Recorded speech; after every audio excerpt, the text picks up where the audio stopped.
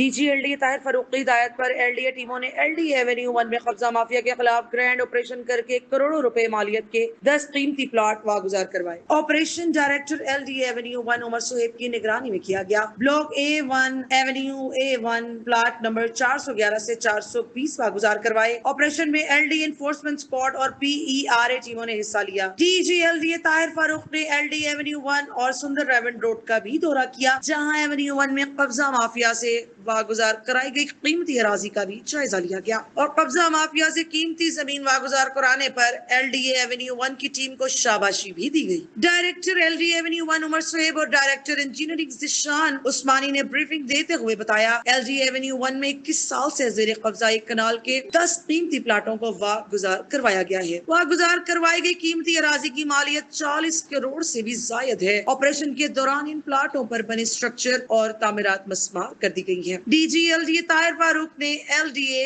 ملکیتی property کا تحفظ پر ہر صورت یقینی بنانے کی بھی ہدایت جاری کی۔ کہا، ایل ڈی اے ملکیتی قیمتی پراپرٹی پر فینسنگ اور بہتیاں لگائی جائیں گی۔ سندر ریونڈ روڈ کے دورے کے دوران سندر ریونڈ روڈ پر ٹوٹ پھوٹ کا شکار سڑک کا بھی جائزہ لیا گیا۔ اس موقع پر chief engineer L D A Israr Saeed اور ڈائریکٹر انجینئرنگ بھی ہمراہ تھے۔